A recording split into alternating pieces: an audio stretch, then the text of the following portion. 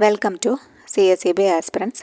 ഇന്ന് നമ്മൾ ഡിസ്കസ് ചെയ്യുന്നത് 1081/2026 എന്ന ചോദ്യപേപ്പറിലെ കോപ്പറേറ്റീവ് ലോ ക്വസ്റ്റ്യൻസ് ആണ്. എക്സാം നടന്നത് 14/2/2026 കേട്ടോ. അപ്പോൾ നമുക്ക് ക്വസ്റ്റ്യൻസ് എല്ലാം ഡീറ്റെയിൽഡ് ആയിട്ട് പഠിക്കാം. കോപ്പറേറ്റീവ് ലോ ഡീറ്റെയിൽഡ് ആയിട്ട് voice class plus PDF notes നമ്മൾ ചെയ്യുന്നുണ്ട്. ടെലഗ്രാം വഴിക്കാണ് ചെയ്യുന്നത്. അപ്പോൾ അതിൽ ജോയിൻ ചെയ്യാൻ പെയ്ഡ് ഗ്രൂപ്പാണ്. ജോയിൻ ചെയ്യാൻ ഇൻട്രസ്റ്റഡ് ആയ ആരെങ്കിലും ഉണ്ടെങ്കിൽ ജസ്റ്റ് മെസ്സേജ് അയക്കുക. ചാനൽ നമ്പറിലേക്ക് മെസ്സേജ് അയച്ച് ജോയിൻ ചെയ്യുക.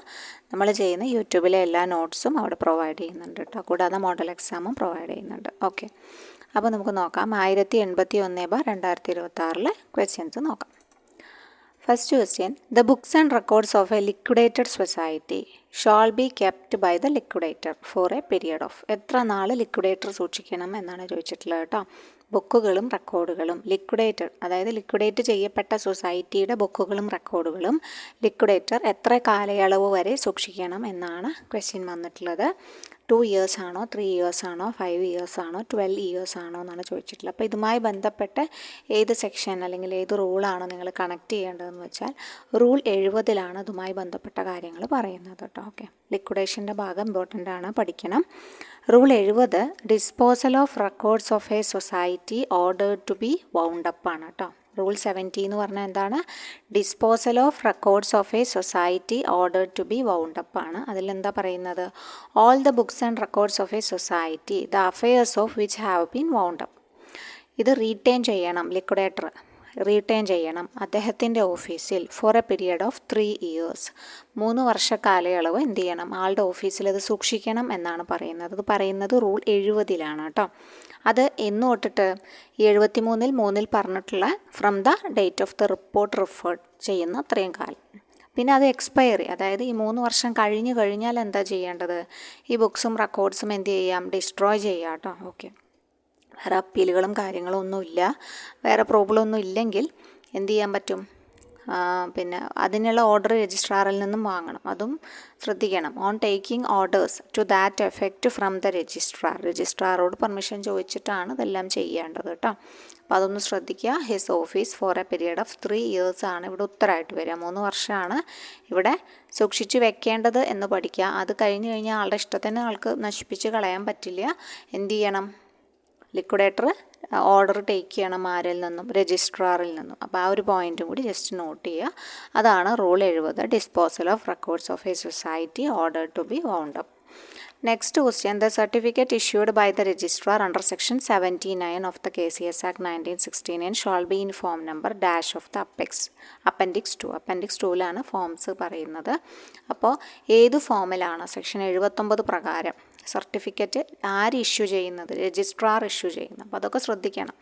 സെക്ഷൻ 79 പ്രകാരം ആര് സർട്ടിഫിക്കറ്റ് ഇഷ്യൂ ചെയ്യുന്നുണ്ട്? രജിസ്ട്രാർ സർട്ടിഫിക്കറ്റ് ഇഷ്യൂ ചെയ്യുന്നുണ്ടെന്നും അത് ഏത് ഫോം നമ്പറിലാണെന്നും അതെവിടെയാണ് പ്രതിപാദിക്കുന്നത്? അപ്പൻഡിക്സ് 2 പഠിക്കണം കേട്ടോ.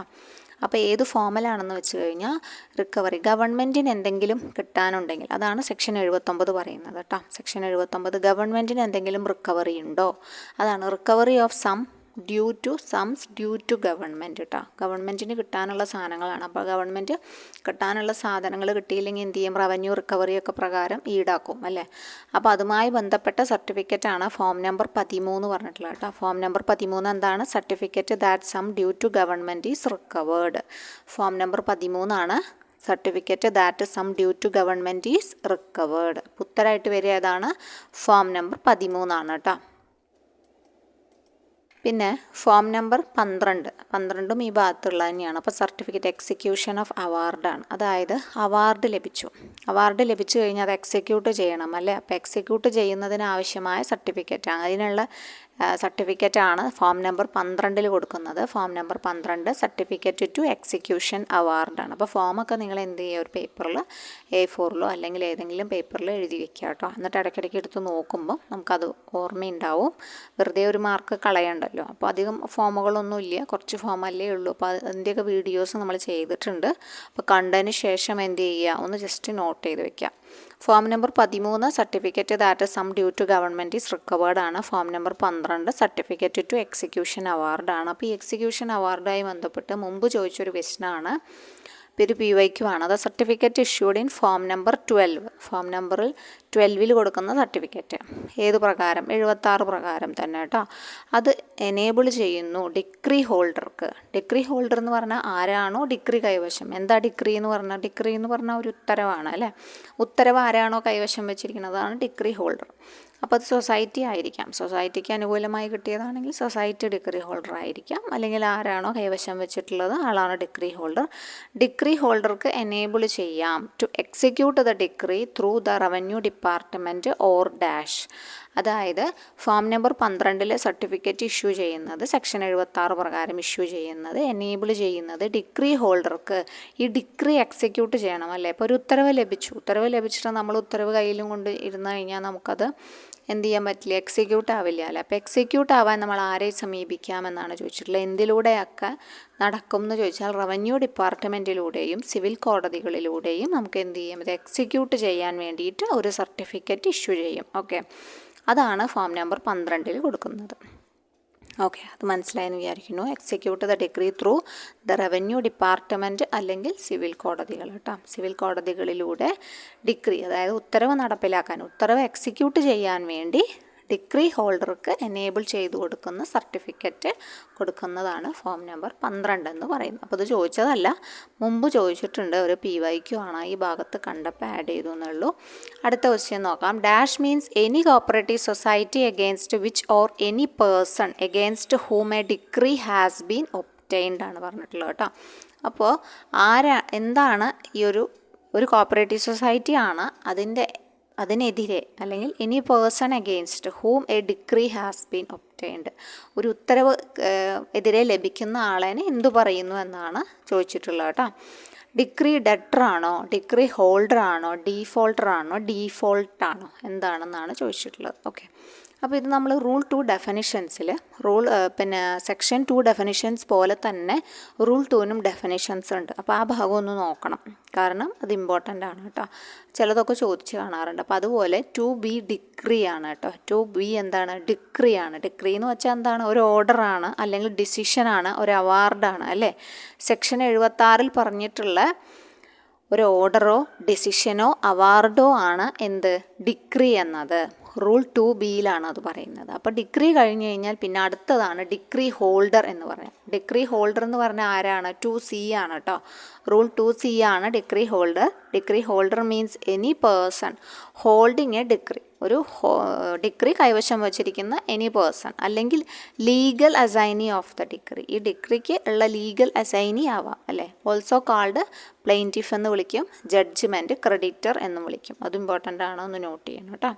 പിന്നെ 2D ആണ് ഡീഫോൾട്ട്. ഡീഫോൾട്ട് എന്ന് വെച്ചാൽ എന്താണ്? നമ്മളൊരു തുക എടുത്ത് അത് അടയ്ക്കാതെ പിന്നെ തെറ്റുന്നത് അല്ലേ, അത് അടയ്ക്കുന്നില്ല, അപ്പോൾ അതിങ്ങനെ ഓവർ ഡ്യൂ ആയി കിടക്കും. അതാണ് failure on the part of any person, ആരുടെയെങ്കിലും ഭാഗത്തു നിന്നുള്ളൊരു failure to repay the financing bank ആവാം, ഫിനാൻസിങ് ബാങ്കിനാവാം, അല്ലെങ്കിൽ any other society loan or any other amount due to it within the time fixed. അത് പറഞ്ഞ സമയത്തിനുള്ളിൽ അടയ്ക്കണം, അല്ലെങ്കിലാണ് നമ്മൾ വീഴ്ച വരുത്തുമ്പോഴാണ് നമ്മൾ ഡീഫോൾട്ട് സംഭവിച്ചു എന്ന് പറയുക.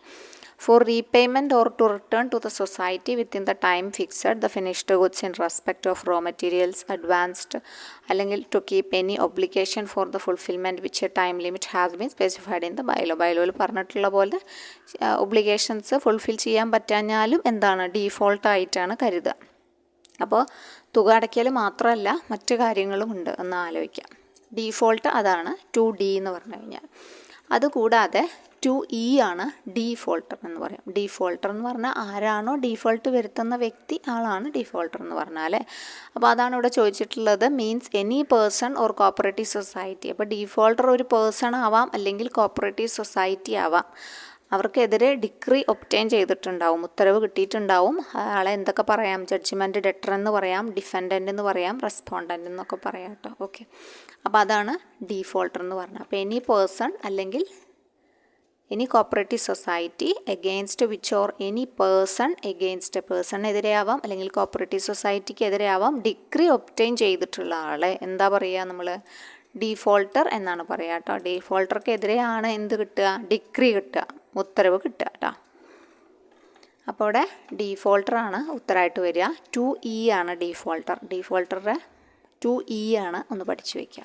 അടുത്ത ക്വസ്റ്റ്യൻ വന്നിട്ടുള്ളത് the appointment of chief executive officer of the apex society shall be made by dash after fixing the qualification. അതായത് ചീഫ് എക്സിക്യൂട്ടീവിൻ്റെ അപ്പെക്സ് സൊസൈറ്റികളിലെ ചീഫ് എക്സിക്യൂട്ടീവുമാരുടെ അപ്പോയിൻമെൻറ്റ്സ് നടത്തുന്നത് ആരാണ്?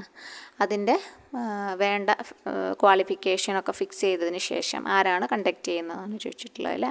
നമുക്കറിയാം അപ്പെക്സ് സൊസൈറ്റി ആയതുകൊണ്ട് തന്നെ അവിടെ ഗവൺമെൻറ്റാണ് എന്ത് ചെയ്യുക, ചീഫ് എക്സിക്യൂട്ടീവിൻ്റെ അപ്പോയിൻമെൻറ്റ്സും കാര്യങ്ങളും ഒക്കെ നോക്കുന്നത് ഗവൺമെൻറ്റാണ്. അപ്പോൾ അതുമായി ബന്ധപ്പെട്ട സെക്ഷൻ പറഞ്ഞാൽ സെക്ഷൻ 80 ആണ്. ഓഫീസേഴ്സ് എക്സെട്ര എസ്റ്റാബ്ലിഷ്മെൻറ്റ് തുടങ്ങുന്ന ഭാഗമുണ്ടല്ലോ കോപ്പറേറ്റീവ് സൊസൈറ്റീസിൻ്റെ, അതാണ് സെക്ഷൻ 80. അപ്പോൾ സെക്ഷൻ 80 ഓഫീസേഴ്സ് എന്നുള്ളത് തന്നെയാണ് പറയുന്നത്. അവിടെ 3A പറയുന്നത് കേട്ടോ. നോട്ട് വിത്ത് സ്റ്റാൻഡിങ് എന്തൊക്കെ ആക്റ്റിലോ റൂൾസിലോ ഒക്കെ പറഞ്ഞിട്ടുണ്ടെങ്കിലും recruitment and conditions of service of officers അല്ലെങ്കിൽ സെർവൻസ് ഓഫ് സൊസൈറ്റീസ് ഇവരുടെ എല്ലാ അപ്പോയിൻമെൻറ്റ്സും എക്സെപ്റ്റ് ചീഫ് എക്സിക്യൂട്ടീവ് ഓഫീസർ പ്രത്യേകം പറയുന്നുണ്ട്. ചീഫ് എക്സിക്യൂട്ടീവ് ഓഫീസർ ഒഴികെയുള്ള മറ്റ് ഓഫീസേഴ്സിൻ്റെ അപ്പോയിൻമെൻറ്റ്സൊക്കെ ഷെഡ്യൂൾ 1 പറഞ്ഞിട്ടുണ്ട്. ഷെഡ്യൂൾ 1 നമ്മൾ PSC ഏറ്റെടുത്തിട്ടുള്ള സ്ഥാപനങ്ങളെക്കുറിച്ച് പറയുന്നുണ്ട് അല്ലേ. അപ്പോൾ ഡയറക്റ്റ് റിക്രൂട്ട്മെൻറ്റ് ഈ സെലക്റ്റഡ് ലിസ്റ്റ് ഓഫ് കാൻഡിഡേറ്റിൽ നിന്നും, അതായത് PSC എക്സാം നടത്തി ആ സെലക്റ്റഡ് ലിസ്റ്റ് ഓഫ് കാൻഡിഡേറ്റ്സിൽ നിന്നും വേണം അല്ലേ, അങ്ങനെയാണ് കണ്ടക്ട് ചെയ്യുന്നത്. ആ സച്ച് റിക്രൂട്ട്മെൻറ്റിൻ്റെ റിസർവേഷൻ പ്രിൻസിപ്പൽസ് പറയുന്നത് റൂൾ 14 ടു റൂൾ 17 ആണ്. എവിടെ? Kerala state subordinate service rule 1958 rule 14 തൊട്ട് റൂൾ 17 വരെ പറഞ്ഞിട്ടുണ്ട്. അതിന് പ്രകാരമാണ് നടത്തുന്നത് കേട്ടോ. സാധാരണ എംപ്ലോയീസിൻ്റെ കേസാണ് പറയുന്നത്. ഏതിൽ? ഷെഡ്യൂൾ 1 ഉൾപ്പെട്ട സ്ഥാപനങ്ങൾ, ഷെഡ്യൂൾ 1 PSC ഏറ്റെടുത്ത് നടത്തുന്ന സ്ഥാപനങ്ങളെക്കുറിച്ച് പറഞ്ഞിട്ടുണ്ട്. അപ്പം അവരുടെ കാര്യമാണ് പറയുന്നത്. ചീഫ് എക്സിക്യൂട്ടീവ് ഒഴികെയുള്ള ബാക്കിയുള്ള ആൾക്കാരുടെ കാര്യമാണ് പറയുന്നത്. പിന്നെ പ്രത്യേകം പറഞ്ഞിട്ടുണ്ട് അപ്പോയിൻമെൻറ്റ് ഓഫ് ചീഫ് എക്സിക്യൂട്ടീവ് എങ്ങനെയാണ് അപ്പെക്സ് സൊസൈറ്റീസിൽ നടത്തുന്നത് ഗവൺമെൻറ്റാണ് ആഫ്റ്റർ ഫിക്സിങ് ക്വാളിഫിക്കേഷൻ എന്ന് പറഞ്ഞിട്ടുണ്ട്. ഓക്കെ, അപ്പോൾ അത് ഇമ്പോർട്ടൻ്റ് ആണെന്ന് നോട്ട് ചെയ്യുക. ബാക്കിയുള്ള എല്ലാ എംപ്ലോയീസിൻ്റെയും അല്ലെങ്കിൽ ബാക്കി എല്ലാ അപ്പോയിൻമെൻറ്റ് ഓഫ് ഓഫീസേഴ്സും കണ്ടക്ട് ചെയ്യുന്നത് കേരള പബ്ലിക് സർവീസ് കമ്മീഷൻ എന്ത് ചെയ്യും, ഒരു എക്സാം നടത്തി ലിസ്റ്റ് പബ്ലിഷ് ചെയ്യും. അതിൽ നിന്നും റിക്രൂട്ട് ചെയ്യുകയാണ് ചെയ്യുക. അത് reservation principle under rule 14 to 17 Kerala state subordinate service rule 1958 പ്രകാരമാണ് ചെയ്യുന്നത്. അത് ഫോളോ ചെയ്തിട്ടാണ് ചെയ്യുന്നത്. പക്ഷേ chief executive officer of apex society ചെയ്യുന്നത് എങ്ങനെയാണ്? ഗവൺമെൻറ്റാണ് ആഫ്റ്റർ ഫിക്സിങ് ക്വാളിഫിക്കേഷൻസ് ആദ്യമേ അവർ ഫിക്സ് ചെയ്തിട്ടുണ്ടാവും കേട്ടോ. അപ്പോൾ അതുമായി ബന്ധപ്പെട്ടതാണ് ഈ ക്വസ്റ്റ്യൻ വന്നിട്ടുള്ളത്. അപ്പോൾ ഉത്തരം വരുന്നത് ഗവൺമെൻറ്റാണ് കേട്ടോ. അടുത്ത ക്വസ്റ്റ്യൻ നോക്കാം.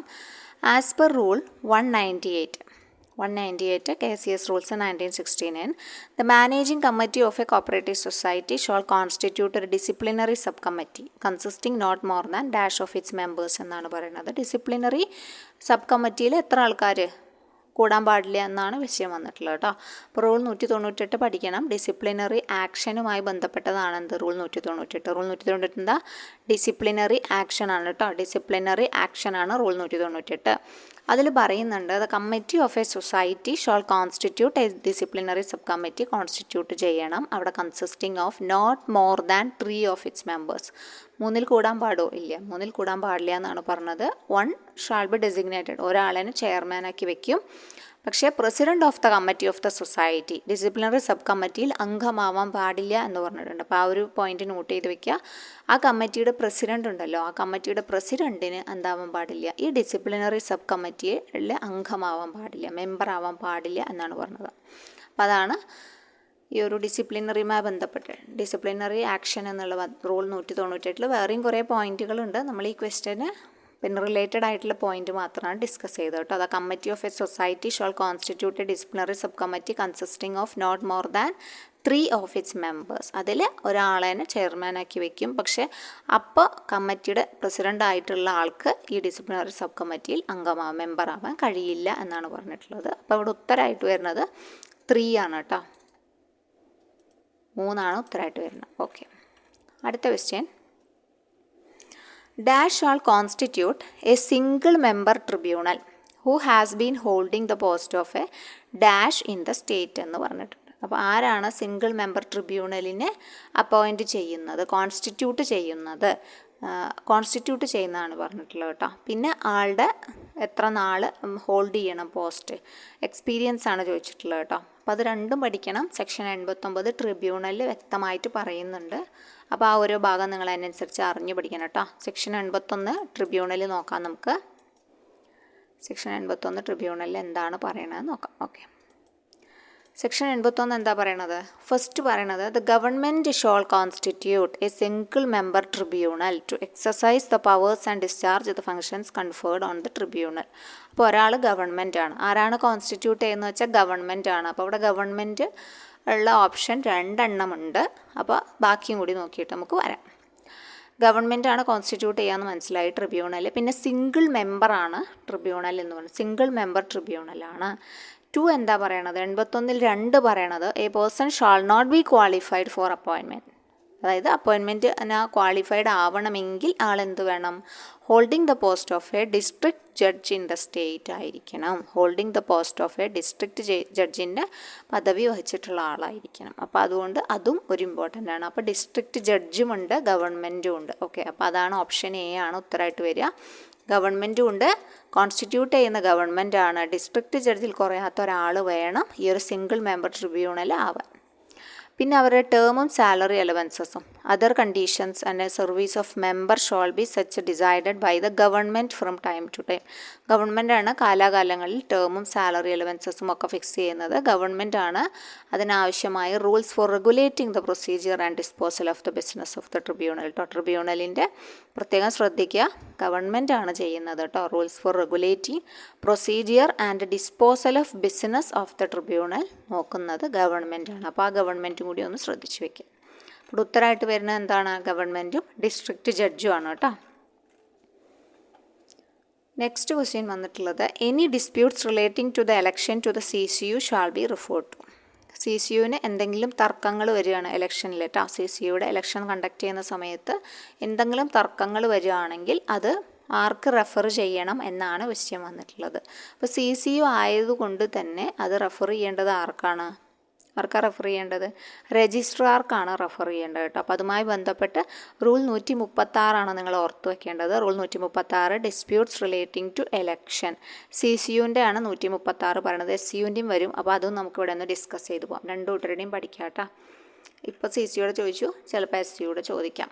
അപ്പോൾ റൂൾ 136 150 പഠിക്കണം കേട്ടോ. റൂൾ 136 CCUവിൻ്റെ എലക്ഷൻ്റെ സമയത്തുള്ള ഡിസ്പ്യൂട്ടുമായി ബന്ധപ്പെട്ട തർക്കമാണെങ്കിൽ 150 സെറ്റിൽമെൻറ്റ് ഓഫ് ഡിസ്പ്യൂട്ട് SCUവിൻ്റെ ആണ് കേട്ടോ. സ്റ്റേറ്റ് കോപ്പറേറ്റീവ് യൂണിയൻ്റെ ആണ്. ഇവിടെ ഡിസ്പ്യൂട്ട് വന്നു കഴിഞ്ഞാൽ CCUവിലെ ഇലക്ഷൻ്റെ സമയത്ത് ഡിസ്പ്യൂട്ട് വന്നു കഴിഞ്ഞാൽ ആർക്കാണ് റെഫർ ചെയ്യേണ്ടത്? രജിസ്ട്രാർക്കാണ് റെഫർ ചെയ്യേണ്ടത്. അതാണ് റൂൾ 136 പറയുന്നത്. രജിസ്ട്രാർക്ക് റെഫർ ചെയ്യണമെന്ന് പറഞ്ഞിട്ടുണ്ട് റൂൾ 136 കേട്ടോ. എന്നാൽ സ്റ്റേറ്റ് കോപ്പറേറ്റീവ് യൂണിയൻ ആണെങ്കിൽ റെഫർ ചെയ്യേണ്ടത് ഗവൺമെൻറ്റിനാണ് കേട്ടോ. ഓക്കെ, ഗവൺമെൻറ്റാണ്. And the decision thereon shall be ഫൈനലാണ്. ഫൈനൽ എന്ന് പറഞ്ഞു കഴിഞ്ഞാൽ പിന്നെ നമുക്ക് അപ്പീലൊന്നും പോകാൻ പറ്റില്ല എന്നാണ് അർത്ഥമാക്കുന്നത് കേട്ടോ. ഓക്കെ, പിന്നെ ഇവിടെ പറഞ്ഞിട്ടുണ്ട് എല്ലാ ആപ്ലിക്കേഷൻസും പെറ്റീഷൻസും റിവൈസ് ചെയ്യാൻ any order passed at any stage of election to CCU അത് 30 ദിവസത്തിനകം ഫയൽ ചെയ്യണം എന്നാണ് പറഞ്ഞിട്ടുള്ളത്. From the date of issue of the order sought to be revised. ഒന്ന് റിവൈസ് ചെയ്യാൻ വേണ്ടിയിട്ട് കേട്ടോ. അപ്പോൾ എല്ലാ ആപ്ലിക്കേഷൻസും പെറ്റീഷൻസും റിവൈസ് ചെയ്യാൻ ഇനി ഓർഡർ ഏതെങ്കിലും പാസ്സാക്കിയ ഓർഡറിന്മേൽ എന്തെങ്കിലും റിവിഷൻസ് വേണമെങ്കിൽ അപ്ലിക്കേഷൻസും പെറ്റീഷൻസും ഫയൽ ചെയ്യേണ്ടത് ഫയൽഡ് വിത്തിൻ 30 ഡേയ്സ് ആണ്. അത് ലഭിച്ച് ഈ ഓർഡർ ഇഷ്യൂ ചെയ്ത് 30 ഡേയ്സിനകം എന്ത് ചെയ്യണം? ഫയൽ ചെയ്യണം എന്നാണ് പറഞ്ഞിട്ടുള്ളത്. ഓക്കെ, അതുതന്നെയാണ് ഇവിടെയും പറഞ്ഞിട്ടുള്ളത് കേട്ടോ. all applications petitions to revise any order passed at any stage of the constitution of the general body and the managing committee. പ്രത്യേകം ശ്രദ്ധിക്കണം, മറ്റോടത്ത് എലക്ഷൻ്റെ സ്റ്റേജിലുള്ള കാര്യങ്ങളാണ് പറഞ്ഞിട്ടുള്ളത്. ഓക്കെ, അവിടെ പറഞ്ഞിട്ടുള്ളത് എന്താണ്? എലക്ഷൻ്റെ സ്റ്റേജിൽ എന്തെങ്കിലും കാര്യങ്ങളുള്ളതാണ് CCUവിൽ പറഞ്ഞിട്ടുള്ളത്. At any stage of election എന്നാണ് പറഞ്ഞിട്ടുള്ളത്. ഓക്കെ, ഇവിടെ പറയുന്നത് എന്താണ്? ഇവിടെ പറയുന്നത് constitution of the general body. കാരണം എലക്ഷന് നമ്മൾ പറഞ്ഞു അവിടെ ഗവൺമെൻറ് ഒരു ഡിസിഷൻ എടുത്തു കഴിഞ്ഞാൽ അത് ഫൈനലാണ് എന്ന് പറഞ്ഞു. പിന്നെ അതുമേൽ ഒരു തർച്ചയില്ല. അവിടെ ഒരു ഡിസ്പ്യൂട്ട് ഉണ്ടായി. അപ്പോൾ ഡിസ്പ്യൂട്ടിന്മേൽ ഒരു തർക്കത്തിന് എത്തു കഴിഞ്ഞാൽ പിന്നെ എന്തില്ല? Constitution of the general body and managing കമ്മിറ്റിയുമായി ബന്ധപ്പെട്ട തർക്കങ്ങളാണ് ഇവിടെ പറയുന്നത് കേട്ടോ. അതിന് dispute relating to any matter in the constitution of the general body. അതുപോലെ മാനേജിംഗ് കമ്മിറ്റിക്കുള്ള തർക്കങ്ങളും എന്ത് ചെയ്യാം, ഗവൺമെൻറ്റിനാണ് കൊടുക്കുക, ഗവൺമെൻറ്റാണ് ഫൈനൽ എന്ന് പറയാം. അപ്പോൾ അത് constitution of the general body, managing committee ഭാഗത്ത് ഇലക്ഷൻ്റെ സമയത്ത് തർക്കങ്ങൾ ഉണ്ടാവുമല്ലോ ആ സമയത്ത്. അപ്പോൾ അതാണ് പറഞ്ഞത്, ഇലക്ഷൻ്റെ സമയത്ത് തർക്കങ്ങൾ ഉണ്ടാവാം. പിന്നെ അത് ഫയൽ ചെയ്യേണ്ടത്, അതിന് അപ്ലിക്കേഷനും പെറ്റീഷൻസും റിവൈസ് ചെയ്യാനുള്ളത് അവിടെ പറഞ്ഞ പോലെ തന്നെ ഇവിടെയും ഫയൽഡ് വിത്തിൻ 30 days ആണ്. അപ്പം ഈ ഒരു at any stage of election എന്ന വാക്കാണ് അവിടെയെങ്കിൽ ഇവിടെ constitution of the general body and managing committee എന്ന വാക്കാണ് വന്നിട്ടുള്ളത്. സോ അതൊന്ന് നോട്ട് ചെയ്യണം കേട്ടോ. ഓക്കെ, പിന്നെ ഇവിടെ അറ്റ് എനി സ്റ്റേജ്, ഇവിടെയും at any stage of the constitution of the general body and the managing committee എന്ന് റിപ്പീറ്റ് ചെയ്ത് വന്നിട്ടുണ്ട്. സോ ആ ഒരു വാക്കൊക്കെ ഒന്ന് ശ്രദ്ധിക്കുക, ചിലപ്പോൾ നമുക്ക് ആ ക്വസ്റ്റ്യൻസ് മാറിപ്പോകാൻ സാധ്യതയുണ്ട് കേട്ടോ. അപ്പോൾ അവിടെ ഉത്തരമായിട്ട് വരിക ഏതാണ്, രജിസ്ട്രാറാണ്. ഇലക്ഷൻ്റെ സമയത്ത് തർക്കങ്ങൾ വന്നു കഴിഞ്ഞാൽ റൂൾ 136 പ്രകാരം ആർക്കാണ്, CCO ആണെങ്കിൽ രജിസ്ട്രാർക്കും, SCO ആണെങ്കിൽ ആർക്കും റെഫർ ചെയ്യും, ഗവൺമെൻറ്റിനുമാണ് റെഫർ ചെയ്യുക. ഗവൺമെൻറ്റിൻ്റെ ഡിസിഷൻ ഷാൾ ബി ഫൈനൽ ആയിരിക്കും. പിന്നെ അടുത്ത ക്വസ്റ്റ്യൻ നോക്കാം. An application for review under section 85 പ്രകാരം, 85 റിവ്യൂ ആണ്, ഷാൾ ബി മെയ്ഡ് വിത്തിൻ എത്ര ദിവസത്തിനകം മെയ്ഡ് ചെയ്യണം, from the date of communication order by the tribunal. Tribunal നമുക്ക് കമ്മ്യൂണിക്കേഷൻ ഓർഡർ തന്ന് എത്ര ദിവസത്തിനകം നമ്മൾ review application for review file ചെയ്യണം എന്നാണ് ചോദിച്ചിട്ടുള്ളത്. അപ്പോൾ അത് review of orders by tribunal എന്ന് പറഞ്ഞ സെക്ഷൻ 85 വായിക്കുമ്പോൾ നമുക്ക് കിട്ടും.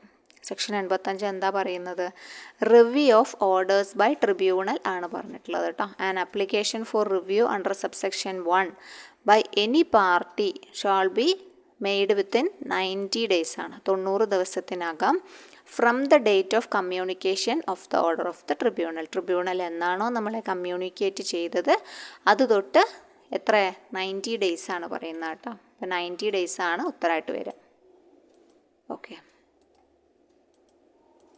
സെക്ഷൻ 85 എന്താണ്, review of order by tribunal and application for review under subsection 1 by any party shall be made within 90 days from the date of communication of the tribunal. Tribunal communicate ചെയ്ത് 90 daysനകം നമ്മൾ എന്ത് ചെയ്യണം, അത് application റിവ്യൂവിന് കൊടുക്കണം. അടുത്ത question വന്നിട്ടുള്ളത്, which one of the following authority shall have the power of civil court. ആർക്കൊക്കെയാണ് civil കോടതികളുടെ പവർ ഉള്ളത് എന്നാണ് ചോദിച്ചിട്ടുള്ളത് കേട്ടോ. അപ്പോൾ കുറച്ച് പേർക്കുണ്ടെന്ന് നമുക്കറിയാം. ട്രിബ്യൂണൽ വന്നിട്ടുണ്ട്, രജിസ്ട്രാർ വന്നിട്ടുണ്ട്, ലിക്വിഡേറ്റർ വന്നിട്ടുണ്ട്. അപ്പോൾ ഇവർക്കൊക്കെ ഉണ്ട്. അപ്പോൾ ഉത്തരം എന്താണ്, ഓൾ ഓഫ് ദീസ് ആണെന്നറിയാം. അപ്പോൾ അതെവിടെയാണ് പറഞ്ഞിട്ടുള്ളതെന്ന് നോക്കുകയാണെങ്കിൽ സെക്ഷൻ 98 പറഞ്ഞിട്ടുള്ളത്. അപ്പോൾ സെക്ഷൻ 98 ഒന്ന് നോക്കണം കേട്ടോ. Tribunal registrar to have certain powers of civil court എന്നാണ് പറഞ്ഞിട്ടുള്ളത്. എക്സെട്ര എന്ന് പറഞ്ഞിട്ടുണ്ട്, വേറെ ആൾക്കാരുണ്ട്. ട്രിബ്യൂണൽ ആവാം, രജിസ്ട്രാർ ആവാം, എക്സെട്ര പറഞ്ഞാൽ ലിക്വിഡേറ്റർ ഉണ്ട്, അങ്ങനെ ആൾക്കാരുണ്ട്. അപ്പോൾ ആർബിട്രേറ്റർ ഉണ്ട്. അവർക്കൊക്കെ എന്താണ്, ഈ ഒരു സിവിൽ കോടതിയുടേതായ പവേഴ്സ് ഉണ്ട്. അപ്പോൾ ആരൊക്കെയാണെന്ന് നോക്കാം. ട്രിബ്യൂണൽ ഉണ്ട്, രജിസ്ട്രാർ ഉണ്ട്, ആർബിട്രേറ്റർ ഉണ്ട്, or any other person deciding A dispute. Liquidator ആവാം, അല്ലെങ്കിൽ വേറെ ഏതെങ്കിലും വ്യക്തിയെ ചുമതലപ്പെടുത്തിയിട്ടുണ്ടെങ്കിൽ ആ വ്യക്തിയും ആവാം കേട്ടോ. Shall have the powers of a civil court while trying a suit under the code of civil procedure. കോഡിൻ്റെ വർഷം പഠിക്കണം, 1908. അപ്പോൾ ആർക്കൊക്കെയാണ് സിവിൽ കോടതിയുടെ പോലത്തെ പവറുകളുള്ളത്? ട്രിബ്യൂണലിനുണ്ട്, രജിസ്ട്രാറിനുണ്ട്, ആർബിട്രേറ്ററുണ്ട്, or any other person deciding the dispute and the liquidator of the society shall have all the powers of a civil court. ഏത് പ്രകാരമാണ്? Code of civil procedure code 1908 പ്രകാരം. ഓക്കെ, നെക്സ്റ്റ് ക്വസ്റ്റ്യൻ വന്നിട്ടുള്ളത്, the fund constituted as per section 57E എന്താണ്? Kerala cooperative societies act 1969. 57E എന്താണ്? Cooperative revival ഫണ്ടാണ് കേട്ടോ. Cooperative revival ഫണ്ടാണ് 57E എന്ന് വീട്ടിൽ cooperative revival ഫണ്ടാണ്. അപ്പോൾ അതേപോലത്തെ ബാക്കി ഫണ്ടുകളൊന്നും നമുക്ക് പഠിക്കാം. 57A എന്താണ്? കോപ്പറേറ്റീവ് ഡെവലപ്മെൻറ്റ് ആൻഡ് വെൽഫെയർ ഫണ്ടാണ്. 57A cooperative development and welfare ഫണ്ടാണ്. 57B എന്താണ്? ഡെപ്പോസിറ്റ് ഗ്യാരണ്ടി സ്കീമാണ്. 57C വരുമ്പം കൺസോർഷ്യം തന്നെയാണ്, ഗ്യാരണ്ടി സ്കീമാണ് കേട്ടോ. ഗ്യാരണ്ടി ചെയ്യുന്നതാണ് ബിയിൽ ഡെപ്പോസിറ്റ് ഗ്യാരണ്ടി ചെയ്യാണ് കേട്ടോ. ബി ഷുവർ എന്നൊക്കെ പറഞ്ഞ് നമ്മൾ ഡെപ്പോസിറ്റ് ഗ്യാരണ്ടി ചെയ്യുകയാണ് ബിയിൽ. സി പിന്നെ കൺസോർഷ്യമാണ്, കൺസോർഷ്യം. പിന്നെ ഡി ആണ്.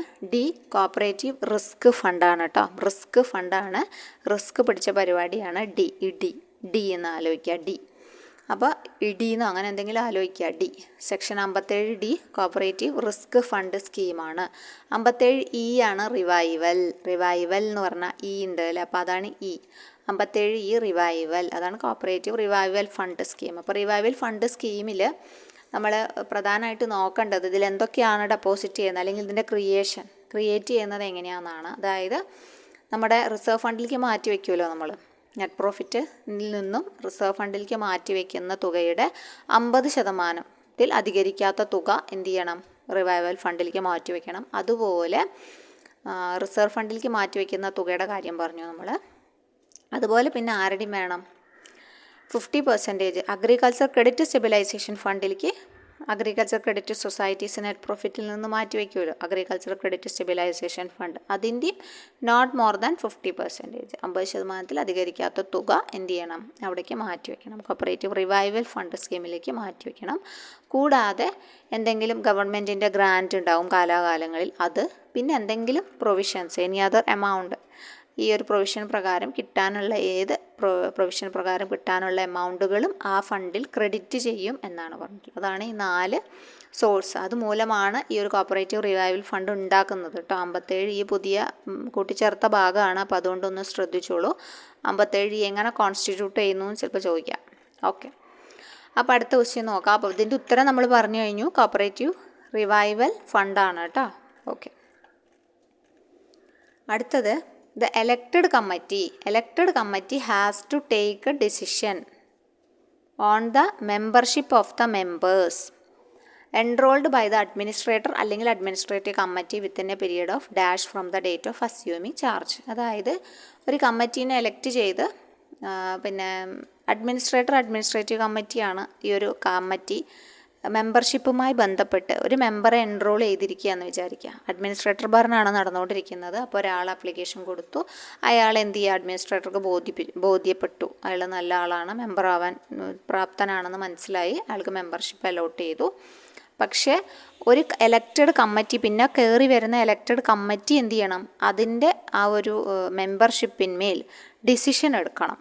ഓക്കെ, അവർ ഡിസിഷൻ എടുക്കേണ്ടത് എത്ര നാൾക്കകം എന്നാണെന്നാണ് ചോദിച്ചിട്ടുള്ളത്. അവർ ഡിസിഷൻ എടുത്ത് ഇയാളെ കൺസിഡർ ചെയ്താൽ മാത്രമേ ഇയാൾക്ക് അവിടെ എന്തുള്ളൂ, മെമ്പർഷിപ്പിൽ തുടരാൻ പറ്റുള്ളൂ. അപ്പോൾ അതാണ് പറയുന്നത്, അത് എത്ര നാൾക്കകം എന്നാണ് ചോദിച്ചിട്ടുള്ളത്. അതുമായി ബന്ധപ്പെട്ട് പറയുന്നത് നമ്മുടെ റൂൾ 16 പറഞ്ഞിട്ടുണ്ട് കേട്ടോ. Conditions to be complied with for admission for membership എന്ന് പറഞ്ഞ ഭാഗത്ത് റൂൾ 16 പറഞ്ഞിട്ടുണ്ട്.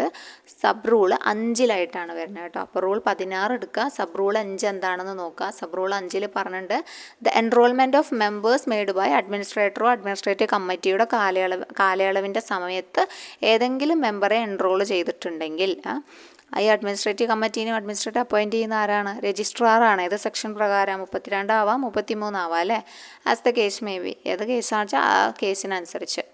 അപ്പോൾ അവർക്ക് ഒന്നെങ്കിൽ റാറ്റിഫൈ ചെയ്യാം, ഒന്നെങ്കിൽ അംഗീകരിക്കാം, അല്ലെങ്കിൽ ഡിനൈ ചെയ്യാം, തടയാൻ പറ്റും ഈ മെമ്പർഷിപ്പ്, ഇത്തരത്തിലുള്ള മെമ്പർഷിപ്പ് കേട്ടോ. അത് എലക്റ്റഡ് കമ്മിറ്റി എന്ത് ചെയ്യണം, has to take a decision, അതിന്മേലൊരു ഡിസിഷൻ എടുക്കേണ്ടത് 1 വർഷം ഇവർ എലക്ട് ചെയ്ത് കയറിയതിന് അസ്യൂമിങ് ചാർജ് എടുത്തതിനും 1 വർഷത്തിനുള്ളിലാണ്. Within a period of 1 year from the date of assuming charge by the elected committee. അപ്പോൾ അതാണ് 1 വർഷമാണ് ഇവിടെ ഉത്തരമായിട്ട് വരട്ടെ. 1 വർഷത്തിനകം ഇവർ തീരുമാനം എടുക്കണം ഇയാളെ നിർത്തണോ പറഞ്ഞയക്കണോ എന്നുള്ളത് കേട്ടോ. ഓക്കെ, അപ്പോൾ എലക്റ്റഡ് കമ്മിറ്റിക്ക് ബോധ്യപ്പെട്ടില്ലെങ്കിൽ ഇയാളെ തന്നെ പറഞ്ഞയക്കാം.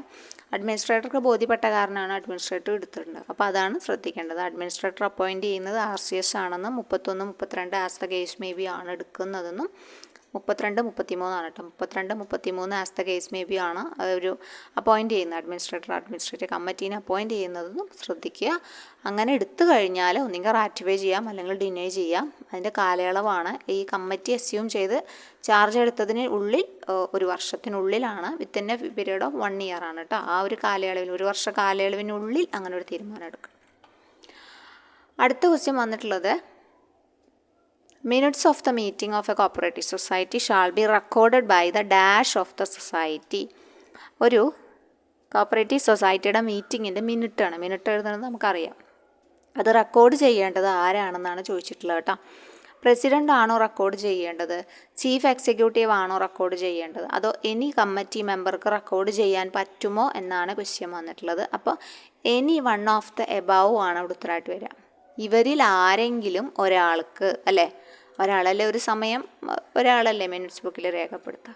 അപ്പോൾ ഇവരാരെ വേണമെങ്കിലും അതിനെ ചുമതലപ്പെടുത്താം. പ്രസിഡൻറ്റിന് എഴുതണോ പ്രസിഡൻറ്റിന് എഴുതാം, മിനിറ്റ്സ് എഴുതാം, ചീഫ് എക്സിക്യൂട്ടീവിന് വേണമെങ്കിൽ എഴുതാം, അല്ലെങ്കിൽ ഏതെങ്കിലും ഒരു കമ്മിറ്റി മെമ്പർക്കും എന്ത് ചെയ്യാൻ പറ്റും, എഴുതാൻ പറ്റും. അപ്പോൾ any one of the above ആണ്, ഈ മോളിൽ പറഞ്ഞിട്ടുള്ള ആർക്ക് വേണമെങ്കിലും എന്ത് ചെയ്യാം, മിനിറ്റ്സ് റെക്കോർഡ് ചെയ്യാം എന്നാണ് പറഞ്ഞിട്ടുള്ളത് കേട്ടോ. അപ്പോൾ അതുമായി ബന്ധപ്പെട്ട റൂള് പറയുന്നത് 29A ആണ്. 29A ആണ്, ഇമ്പോർട്ടൻ്റ് ആണെന്ന് നോക്കിക്കോളൂ. Procedure for maintaining and recording minutes of the meeting of the board of directors ആവാം, സബ് കമ്മിറ്റികൾ കൂടുമ്പോഴാവാം, അല്ലെങ്കിൽ ജനറൽ ബോഡി മീറ്റിങ്ങിലാവാം, എല്ലായ്പ്പോഴും മിനിറ്റ്സ് വേണമല്ലോ. അപ്പോൾ അതുകൊണ്ടാണ് ഇതെല്ലാം അവിടെയൊക്കെ maintaining and recording of the മിനിറ്റ്സിനെ കുറിച്ചിട്ടുള്ള പ്രൊസീജിയേഴ്സ്, നടപടിക്രമങ്ങളാണ് ഈ റൂൾ 29A പറയുന്നത്. The minutes book of all meeting shall be kept under the safe custody. അത് ചീഫ് എക്സിക്യൂട്ടീവിൻ്റെ ഓഫ് ദ റെസ്പെക്റ്റീവ് കോപ്പറേറ്റീവ് സൊസൈറ്റിയിലെ ചീഫ് എക്സിക്യൂട്ടീവിൻ്റെ ഉത്തരവാദിത്തമാണ് kept under the safe custody. ആരുടെ സേഫ് കസ്റ്റഡിയിലായിരിക്കും മിനിറ്റ്സ് ബുക്ക് ഇരിക്കേണ്ടത്?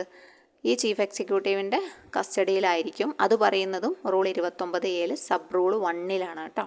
ഓക്കെ, എന്നിട്ട് അത് ഇൻസ്പെക്ഷന് കൊടുക്കണം. പ്രസിഡൻറ്റിന് ഇൻസ്പെക്ഷൻ ആവശ്യമുണ്ട് വെച്ചാൽ അത് കൊടുക്കുക, അല്ലെങ്കിൽ മറ്റ് ഡയറക്ടേഴ്സ് റീസണബിൾ ടൈമിൽ ചോദിക്കുകയാണെങ്കിൽ കൊടുക്കാനുള്ള ഉത്തരവാദിത്തം, അത് പ്രൊഡ്യൂസ് ചെയ്യേണ്ട ഉത്തരവാദിത്തം ആർക്കാണ്? ചീഫ് എക്സിക്യൂട്ടീവ് ഓഫീസറിനാണ്. സോ അതൊന്ന് നോട്ട് ചെയ്യുക. ഇതിൽ സബ് റൂൾ 2 ആയിട്ടാണ് പറഞ്ഞിട്ടുള്ളത്. The minutes of the meeting shall be recorded by, ഒന്നെങ്കിൽ പ്രസിഡൻറ്റിനാവാം, അല്ലെങ്കിൽ any member of the committee, അല്ലെങ്കിൽ ചീഫ് എക്സിക്യൂട്ടീവ്. ഇവർക്ക് മൂന്നിൽ ആർക്ക് വേണമെങ്കിലും എന്ത് ചെയ്യാം, മിനിറ്റ്സ് റെക്കോർഡ് ചെയ്യാമെന്നാണ് റൂൾ 29A പറയുന്നത് കേട്ടോ. പിന്നെ പറഞ്ഞിട്ടുള്ള പോയിന്റുകൾ, ഈ മിനിറ്റ്സ് ബുക്കിൽ ബ്ലാങ്ക് സ്പേസസ് ഉണ്ടെങ്കിൽ അത് സ്കോർഡ് ഔട്ട് ചെയ്യണം. എല്ലാ കറക്ഷൻസും ഓവർ റൈറ്റിങ്ങും എറൈസേഴ്സും ഒക്കെ ക്ലിയർലി നോട്ട് ചെയ്യണം. At the end before the minutes are signed by the president and other members of the board. അവിടെ കമ്മിറ്റിയിൽ ഇപ്പോൾ നമ്മളൊരു മീറ്റിങ്ങിന് പോയാൽ നമുക്കൊരു ബുക്ക് തരുമല്ലോ, അപ്പോൾ നമ്മൾ പേരെഴുതി ഒപ്പിടില്ലേ, അത് തന്നെയാണ് മിനിറ്റ്സ്. അപ്പോൾ അത് തന്നെയാണ് പറയുന്നത് കേട്ടോ. അപ്പോൾ നമ്മൾ ഹാജരായിട്ടുണ്ടെങ്കിൽ നമ്മൾ ഹാജരായി എന്നതിനുള്ള തെളിവാണത്. അപ്പോൾ അതുകൊണ്ട് തന്നെ അത് ക്ലിയർലി നോട്ട് ചെയ്യണം. ബ്ലാങ്ക് സ്പേസസും കറക്ഷൻസും ഓവർ റൈറ്റിങ്ങും എറേഴ്സും ഒക്കെ നോക്കണം. അത് പ്രസിഡൻറ്റ് നോക്കണം, അല്ലെങ്കിൽ other members of the board ആരെങ്കിലും ഒരാൾ നോക്കണം സൈൻ ചെയ്യുന്നതിന് മുമ്പ് കേട്ടോ. എന്നിട്ട് സബ് റൂൾ 4 എന്താ പറഞ്ഞിട്ടുള്ളത്? The minutes of the meeting should be, ആര് സൈൻ ചെയ്യണം? പ്രസിഡൻറ്റ് സൈൻ ചെയ്യണം. പിന്നെ എല്ലാ മെമ്പേഴ്സ് ഓഫ് ദ ബോർഡ്, ആരൊക്കെയാണ് മീറ്റിങ്ങിന് ഉണ്ടായിരുന്നത് അവരാണ് കേട്ടോ. അല്ലാതെ മീറ്റിങ്ങിന് വരാത്ത ആൾക്കാരെ പോയിട്ട് നമ്മൾ സൈൻ ചെയ്യേണ്ട. മിനിറ്റ്സിൽ വന്ന ആൾക്കാർ മാത്രം സൈൻ ചെയ്താൽ മതി. പിന്നെ പ്രസിഡൻറ്റും സൈൻ ചെയ്യണം. Okay. And the proceedings of the previous meeting shall B, ഈ ഒരു കഴിഞ്ഞ മീറ്റിങ്ങിൽ എന്തൊക്കെ കാര്യങ്ങൾ പ്രൊസീഡിങ്സ് ഉണ്ട് എന്നൊന്ന് ജസ്റ്റ് എന്ത് ചെയ്യണം, സബ്സീക്വൻ്റ് മീറ്റിങ്ങിൽ റീഡ് ഔട്ട് ചെയ്യണം എന്നാണ് പറഞ്ഞിട്ടുള്ളത് കേട്ടോ. വായിക്കണം എന്നാണ് പറഞ്ഞിട്ടുള്ളത്. ഓക്കെ. പിന്നെ സബ് റൂൾ 5 പറഞ്ഞിട്ടുള്ളത് ദ മിനിറ്റ്സ് ബുക്ക് അല്ലെങ്കിൽ ഓഫ് ബോർഡ് മീറ്റിംഗ്, അതുപോലെ സബ് കമ്മിറ്റി ആവാം, ജനറൽ ബോഡി മീറ്റിംഗ് ആവാം, shawl be made available for inspection വെക്കണം കേട്ടോ. ഓഡിറ്റിൻ്റെയൊക്കെ ഇൻസ്പെക്ഷൻ വരില്ലേ, അപ്പോൾ ഇതൊക്കെ നിർബന്ധമായിട്ട് ഇൻസ്പെക്ഷന് വിധേയമാക്കണം എന്നാണ് പറഞ്ഞിട്ടുള്ളത്. ഓതറൈസ്ഡ് ആയിട്ടുള്ള ഓഫീസേഴ്സ് ചോദിക്കുമ്പം അവരത് പ്രൊഡ്യൂസ് ചെയ്ത് കൊടുക്കണം. നെക്സ്റ്റ് ക്വസ്റ്റ്യൻ 13th ആണ്. Within dash from the date of getting the enquiry report under section 65 of the KCS act 1969. The registrar shall give the persons the opportunity of being heard before issuing an order of surcharge.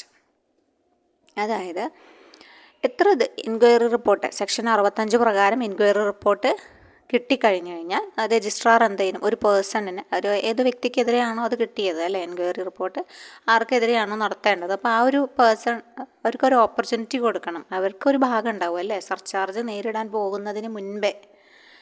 Enquiry report പ്രകാരം surcharge നേരിടേണ്ട വ്യക്തിയുടെ ഭാഗം കൂടി ആര് കേൾക്കണം, registrar കേൾക്കണം.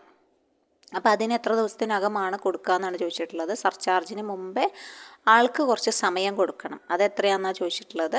Surcharge ചെയ്യപ്പെടുന്നതിന് മുമ്പേ ആളുടെ ഭാഗം വ്യക്തമാക്കാനുള്ള ഒരു സാഹചര്യം രജിസ്ട്രാർ ഒരുക്കി കൊടുക്കുന്നുണ്ട്. അപ്പോൾ അതാണ് ഈ സർചാർജിൽ റൂൾ 66ലും 66A പറയുന്നുണ്ട് കേട്ടോ. 66ൽ എന്താ പറയുന്നത്? Procedure for the conduct of inquiry and inspection. Procedure അതാണ്, നടപടിക്രമങ്ങളാണ് അവിടെ പറയുന്നത്. ഇൻക്വയറിയുടെ ഇൻസ്പെക്ഷനുമായി ബന്ധപ്പെട്ട നടപടിക്രമങ്ങളിൽ റൂൾ 66 ആദ്യമായി രണ്ടാമത്തെ പോയിൻ്റായിട്ട് പറയുന്നുണ്ട്, within 1 month from the date of receipt of the enquiry report. Enquiry report കിട്ടി 1 മാസത്തിനകം, വിത്തിൻ 1 മാസ കാലയളവിനുള്ളിൽ രജിസ്ട്രാർ എന്ത് ചെയ്യണം? ഈ ഒരു പേഴ്സൺ അല്ലെങ്കിൽ പേഴ്സൺസ് കൺസേൺഡ്, ഇതുമായി ബന്ധപ്പെട്ട വ്യക്തി അല്ലെങ്കിൽ വ്യക്തികളെ, ചിലപ്പോൾ ഒരു കൂട്ടം വ്യക്തികളാവാം, അവർക്ക് ഒരു ഓപ്പർച്യൂണിറ്റി കൊടുക്കണം. എന്തിന്? അവർ സർചാർജ് ഇഷ്യൂ ചെയ്യുന്നതിന് മുമ്പ് അവരുടെ ഭാഗം വ്യക്തമാക്കാനുള്ള ഒരു അവസരം കൊടുക്കണം. The order for surcharge shawl be in writing and shall be send under the registered post ആയിട്ട് അക്നോളജ്മെൻറ്റോട് കൂടി അയക്കാവുന്നതാണെന്നാണ് പറഞ്ഞിട്ടുള്ളത്. അപ്പോൾ വിത്തിൻ 1 month ആണ് ഇവിടെ ഉത്തരമായിട്ട് വരിക കേട്ടോ. Within 1 month. അപ്പോൾ ഒന്നുകൂടി പറയാം, റൂൾ 66 നോക്കേണ്ടത്. റൂൾ 66 വേറെയും കുറച്ച് പ്രൊവിഷൻസ് പറയുന്നുണ്ട്. ഈ ഭാഗം മാത്രമേ നമ്മൾ എടുത്തിട്ടുള്ളൂ കേട്ടോ. Within 1 month from the date of receipt of the enquiry report ലഭിച്ച് 1 മാസ കാലയളവിനുള്ളിൽ രജിസ്ട്രാർ അല്ലെങ്കിൽ ആ പേഴ്സൺ, സർചാർജ് നേരിടാൻ പോകുന്ന വ്യക്തിക്കോ അല്ലെങ്കിൽ വ്യക്തികൾക്കോ എന്ത് ചെയ്യാം? ഓപ്പർച്യൂണിറ്റി കൊടുക്കുന്നത് ഈ കാലയളവിനുള്ളിലാണ്. ഓക്കെ, എന്നിട്ട് പിന്നെ അവർക്കുള്ള ഓർഡർ ഓഫ് സർചാർജ് എഴുതി തയ്യാറാക്കി എന്ത് ചെയ്യണം? രജിസ്ട്രാർഡ് പോസ്റ്റായിട്ട് അക്നോളജ്മെൻറ്റ് അടക്കം കൊടുക്കണം എന്നാണ് പറഞ്ഞിട്ടുള്ളത് കേട്ടോ. റൂൾ 66A ഇതിനുമായി ബന്ധപ്പെട്ട കാര്യങ്ങൾ പറയുന്നുണ്ട്. Inquiry and investigation of vigilance ഓഫീസറാണ് അവിടെ പറയുന്നത്. റൂൾ 66A എന്താണ്? Inquiry and investigation of vigilance ഓഫീസറാണ്. ആ ഭാഗവും കൂടി നോക്കണം കേട്ടോ. അടുത്ത ക്വസ്റ്റ്യൻ വന്നിട്ടുള്ളത്, dash section of the KCS act 1916 deals with the power of ഗവൺമെൻറ്റിൻ്റെ പവർ അല്ലെങ്കിൽ രജിസ്ട്രാറുടെ to deal with irregularities. Irregularities കണ്ടു കഴിഞ്ഞാൽ ആർക്കൊക്കെ പവറുണ്ട്? ഗവൺമെൻറ്റിനും പവറുണ്ട്, രജിസ്ട്രാറിനും പവറുണ്ട്. അതിനെക്കുറിച്ച് പറയുന്ന സെക്ഷൻ ഏതാണെന്നാണ് ചോദിച്ചിട്ടുള്ളത്. ഏത് സെക്ഷനാണ്? 68 സർചാർജാണ്, 68A വിജിലൻസ് ഓഫീസറാണ്, 68B ആണ് എന്ത്? Power of government or registrar to deal with irregularities കേട്ടോ. അപ്പോൾ നോക്കാം, സെക്ഷൻ 68 സർചാർജാണ്, 68A എന്താണ്? വിജിലൻസ് ഓഫീസറാണ്, 68B ആണ് ഉത്തരം കേട്ടോ. 68B ആണ് power of government or registrar to deal with irregularities. ഏതാ വരിക? 68B ആണ് കേട്ടോ. ഓക്കെ, 66A എന്താണ്? 66A ഇവിടെ 66Aയും Bയും പറഞ്ഞിട്ടുണ്ട്. അത് രജിസ്ട്രാറുടെ പവേഴ്സിനെ കുറിച്ചിട്ടാണ് പറയുന്നത് കേട്ടോ. 66A registrar പവേഴ്സാണ്. അതുപോലെ സസ്പെൻഡ് ചെയ്യാനും സസ്പെൻഷൻ ഓഫ് ഓഫീസേഴ്സ് അതുമായി ബന്ധപ്പെട്ട 66B പറയുന്നുണ്ട്. സബ്മിഷൻ ഓഫ് റിട്ടേൺസ്, രജിസ്ട്രാർക്ക് റിട്ടേൺസ് ഫയൽ ചെയ്യണ്ടേ, സബ്മിറ്റ് ചെയ്യണ്ടേ, അപ്പോൾ അതുമായി ബന്ധപ്പെട്ട കാര്യങ്ങളൊക്കെയാണ് അവിടെ പറയുന്നത്. 66A, 66B, 66C പറയുന്നുണ്ട് കേട്ടോ. ആ ഭാഗവും കൂടി ഒന്ന് നോക്കുക. The registrar or the government അല്ലെങ്കിൽ registrar as the case may be, അവരാണ് മിസ്അപ്രോപ്രിയേഷനായി അല്ലെങ്കിൽ ഇറഗുലാരിറ്റീസോ കറപ്ഷനോ ഒക്കെയുമായി ബന്ധപ്പെട്ട് എന്തെങ്കിലും കേസ് വന്നു കഴിഞ്ഞാൽ ഗവൺമെൻറ് അല്ലെങ്കിൽ രജിസ്ട്രാർക്കാണല്ലോ അതിനുള്ള അധികാരമുള്ളത്. അവർക്കാണ് കേസ് ഫോർവേഡ് ചെയ്യും. ആർക്ക്? ഏതൊക്കെ ആക്ട് പ്രകാരമാണത്? ഇന്ത്യൻ പീനൽ കോഡ് 1860, ഈ വർഷം പഠിക്കണം കേട്ടോ. ഇന്ത്യൻ പീനൽ കോഡ് 1860 പ്രൊവിഷൻസ് വെച്ച്, അല്ലെങ്കിൽ prevention of corruption act 1988 provision ആവാം, അല്ലെങ്കിൽ എന്നിട്ട് police or vigilance anti corruption bureau as the case may be. അതിന് അവർക്കാണ് ഫർദർ ആക്ഷന് വേണ്ടിയിട്ട് ഇൻവെസ്റ്റിഗേഷന് കൈമാറുക കേട്ടോ. കാരണം കുറച്ച് ഇത് ഗൗരവമുള്ള വകുപ്പുകളായിരിക്കും. അപ്പോൾ അതുകൊണ്ട് തന്നെ ഇന്ത്യൻ പീനൽ കോഡുണ്ട്, പ്രിവെൻഷൻ ഓഫ് കറപ്ഷൻ ആക്ട് 1988 ഉണ്ട്. എന്നിട്ട് ആർക്കാണ് ഇതൊക്കെ കേസ് റെഫർ ചെയ്യുന്നത്? പോലീസിനാവാം, അല്ലെങ്കിൽ വിജിലൻസിനാവാം, ആൻറ്റി കറപ്ഷൻ ബ്യൂറോ ഒക്കെ ആവാം, as the case may B. അത് കേസിൻ്റെ വ്യാപ്തിക്ക് അനുസരിച്ചിരിക്കും. പോലീസിൽ ചിലപ്പോൾ നിൽക്കില്ല, അപ്പോൾ വിജിലൻസിലേക്ക് കൊടുക്കും. വിജിലൻസിൽ നിൽക്കില്ലെങ്കിൽ ആൻറ്റി കറപ്ഷൻ ബ്യൂറോയ്ക്ക് കൊടുക്കും കേട്ടോ, ഫർദർ ആക്ഷന് വേണ്ടിയിട്ട്. ഗവൺമെൻറ് രജിസ്ട്രാറാണ് ഈ കേസ് ഫോർവേഡ് ചെയ്ത് കൊടുക്കേണ്ടത്, ഒന്നുകിൽ ഗവൺമെൻറ് അല്ലെങ്കിൽ രജിസ്ട്രാർ. അപ്പോൾ ആ ഭാഗമൊക്കെ ഒന്ന് നോക്കുക. രജിസ്ട്രാർക്ക് അതോറിറ്റി ഉണ്ട്, ഇൻക്വയറി അല്ലെങ്കിൽ enquiry of investigation and taking cognizance of offence under the prevention of corruption act 1988 against the members of the committee or officers and servants of the society. അവരുടെ മേലെ ചുമത്താൻ, ഒഫൻസ് ചുമത്താനുള്ള അതോറിറ്റി, സാങ്ഷൻ കൊടുക്കാനുള്ള authority ആരെ നിക്ഷിപ്തമാണ്? Registrar നിക്ഷിപ്തമാണ്. Prevention of corruption act 1988 പ്രകാരം ഒരു ഒഫൻസ് വന്നു, ഒരു ഒഫൻസ് ഒരു മെമ്പർ, കമ്മിറ്റി മെമ്പർ ചെയ്തു, അല്ലെങ്കിൽ ഓഫീസർ ചെയ്തു, അല്ലെങ്കിൽ സെർവൻറ്റ് ചെയ്തു എങ്കിൽ അത്തരത്തിലുള്ള വ്യക്തികൾക്കെതിരെ എന്ത് ചുമത്താൻ?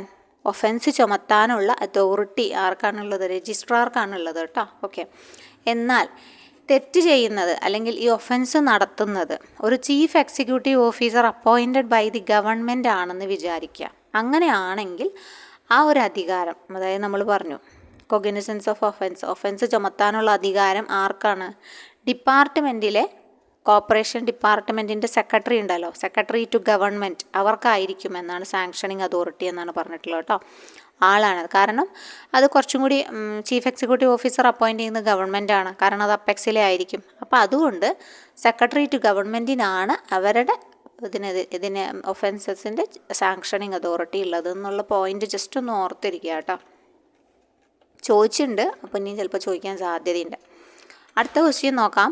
The ombudsman appointed under section 69A പ്രകാരം അവർ അത് എന്തിൻ്റെ അഡ്മിനിസ്ട്രേറ്റീവ് കൺട്രോളിലാണെന്നാണ് ചോദിച്ചിട്ടുള്ളത്. 69A ഓംബുഡ്സ്മാൻ അപ്പോയിൻറ്റ് ചെയ്യപ്പെടുന്ന ഓംബുഡ്സ്മാൻ ആരുടെ അഡ്മിനിസ്ട്രേറ്റീവ് കൺട്രോളിലാണ് ഉള്ളത്? വിജിലൻസ് ഓഫീസർ ആണോ, രജിസ്ട്രാർ ആണോ, റിസർവ് ബാങ്ക് ഓഫ് ഇന്ത്യ ആണോ, ഗവൺമെൻറ് ആണോ? അപ്പോൾ പ്രത്യേകം പറയുന്നുണ്ട് എന്ത് ombudsman shall B under the control of the government എന്ന് സബ്സെക്ഷൻ 6 പറയുന്നുണ്ട് കേട്ടോ. ഈ ഓംബുഡ്സ്മാൻ ആരുടെ കൺട്രോളിലാണ്? ഗവൺമെൻറ്റിൻ്റെ കൺട്രോളിലാണെന്ന് പറയുന്നുണ്ട്. അപ്പോൾ അതുകൊണ്ട് ഈ 69A എല്ലാ പോയിന്റുകളും ഇമ്പോർട്ടൻ്റ് ആണ്, പഠിക്കുക. ഓരോ സബ്സെക്ഷനാണ് ചോദിക്കുന്നത്. അപ്പോൾ അതുകൊണ്ട് 69A KCS ആക്ടിലെ ഓംബുഡ്സ്മാൻ ആണ്, കോപ്പറേറ്റീവ് ഓംബുഡ്സ്മാൻ ആണ്. അപ്പോൾ അതിൻ്റെ കാര്യങ്ങൾ ജസ്റ്റ് ഒന്ന് നോക്കിയിട്ട് പോവാം. The government may by notification in the official gazette, എന്നിട്ടൊരു സ്കീം ഫ്രെയിം ചെയ്യും അല്ലേ. എന്താണ് സ്കീമിൻ്റെ പേര്? Kerala cooperative ombudsman scheme. എന്താ അതിൻ്റെ ഒബ്ജക്റ്റ് ഉള്ളത്? With the object enabling redressal, അതും ചോദിക്കാറുണ്ട് കേട്ടോ. Redressal of complaints relating to deficiency in banking, ബാങ്കിങ്ങിന് ഡെഫിഷ്യൻസുമായി ബന്ധപ്പെട്ടിട്ടുള്ള കംപ്ലൈൻറ്റുകൾ അല്ലെങ്കിൽ എന്തെങ്കിലും സർവീസസ്, കോപ്പറേറ്റീവ് സൊസൈറ്റീസ് കൊടുക്കുന്ന സർവീസസ്, റെൻഡർ ചെയ്യുന്ന സർവീസസിനെതിരെയുള്ള കംപ്ലൈൻറ്റുകളും കൊടുക്കും. ഡീലിംഗ് വിത്ത് ബാങ്കിങ് ബിസിനസ് ആദ്യം ഉണ്ടായിരുന്നു, ഇപ്പോൾ ഒമിറ്റ് ചെയ്തിട്ടുണ്ടായിരുന്നു. അപ്പോൾ അതുകൊണ്ട് ഇത് രണ്ടും മാത്രമേ ഉള്ളൂ കേട്ടോ, ഒന്ന് ശ്രദ്ധിക്കുക. പിന്നെ രണ്ടാമത്തെ സബ്സെക്ഷനായിട്ട് പറഞ്ഞിട്ടുള്ളത് ഗവൺമെൻറ് ആണ് ഒന്നോ ഒന്നിലധികം പേഴ്സണെയോ കോപ്പറേറ്റീവ് ഓംബുഡ്സ്മാനായിട്ട് അപ്പോയിൻറ്റ് ചെയ്യാം. അപ്പോൾ പ്രത്യേകം ശ്രദ്ധിക്കുക, സിംഗിൾ അല്ല കേട്ടോ, സിംഗിൾ അല്ല എന്ന് ആലോചിക്കാം. നമ്മൾ ട്രിബ്യൂണലിൽ പറഞ്ഞ പോലെ സിംഗിൾ അല്ല, ഇവിടെ 1 or more persons as appointed as ombudsman എന്നാണ് പറയുന്നത്. സോ അതൊന്ന് ശ്രദ്ധിക്കുക. To carry out the functions entrusted to them or by ഈ സ്കീം പ്രകാരം. അടുത്തത് പറയുന്ന ടേം ഓഫ് ഓഫീസ് ആണ്, അതും ചോദിച്ചിട്ടുണ്ട്. 3 വർഷം from the date of their entering office, അല്ലെങ്കിൽ 65 years whichever is earlier. 3 വർഷം from the date of their entering office or attaining the age of 65 years whichever is earlier ആണ് term of office പറയുന്നത്. Ombudsman shall be person അല്ലെങ്കിൽ persons having minimum 10 years bar practice ഉണ്ടാവണം കേട്ടോ. 10 വർഷത്തെ പ്രവൃത്തി പരിചയമുള്ള ആളാണ്, ബാർ പ്രാക്ടീസ് ഉള്ള ആളാണ്. Having experience and expertise in banking അല്ലെങ്കിൽ കോപ്പറേറ്റീവുകളിലുള്ള ആളെയാണ് കോപ്പറേറ്റീവ് ഓംബുഡ്സ്മാൻ ആക്കുള്ളൂ. അവരുടെ ഫങ്ഷൻസും ഡ്യൂട്ടീസും ഓംബുഡ്സ്മാൻ ഷാൾ ബി എല്ലാം സ്കീമിൽ സ്പെസിഫൈ ചെയ്തിട്ടുണ്ടായിരിക്കും. അപ്പോൾ സ്കീം നമ്മൾ ഓൾറെഡി വീഡിയോ ചെയ്തിട്ടുണ്ട്, സ്കീംസ് എല്ലാം ചെയ്തിട്ടുണ്ട്. കാണാത്ത കൂട്ടുകാർ ആരെങ്കിലും ജസ്റ്റ് പോയി കാണുക, ജസ്റ്റ് നോട്ട് ചെയ്യുക കേട്ടോ. അപ്പോൾ നമ്മുടെ നോട്ട്സ് വേണമെങ്കിൽ നമ്മുടെ എന്ത് ചെയ്യുക, ചാനലിലേക്ക് മെസ്സേജ് അയച്ച്, പെയ്ഡ് ഗ്രൂപ്പാണ്, ചെറിയൊരു ഫീസ് മാത്രമേ നമ്മൾ വാങ്ങിക്കുന്നുള്ളൂ. അതിൽ ജോയിൻ ചെയ്ത് കഴിഞ്ഞാൽ നിങ്ങൾക്ക് എല്ലാ ചെയ്ത വീഡിയോസിൻ്റെയും നോട്ട്സ് അവിടെ അവൈലബിൾ ആണ്. അപ്പോൾ ഇന്ന് ഇത്രയേ ഉള്ളൂ. 15 ക്വസ്റ്റ്യൻ നമ്മൾ ഡിസ്കസ് ചെയ്തു. ഇതിൻ്റെ ഉത്തരം ഏതാണ്? ഗവൺമെൻറ് ആണ് ഇതിൻ്റെ ഉത്തരം കേട്ടോ. ഓംബുഡ്സ്മാൻ അപ്പോയിൻറ്റ് ചെയ്യുന്ന 69A പ്രകാരം ആരുടെ അഡ്മിനിസ്ട്രേറ്റീവ് കൺട്രോളിലാണെന്ന് വെച്ചാൽ ഗവൺമെൻറ്റിൻ്റെ അഡ്മിനിസ്ട്രേറ്റീവ് കൺട്രോളിലാണ്. അപ്പോൾ 15 ക്വസ്റ്റ്യൻ നമ്മൾ കംപ്ലീറ്റ് ചെയ്തു. അപ്പോൾ നമുക്ക് നെക്സ്റ്റ് വീഡിയോയിൽ കാണാം. താങ്ക്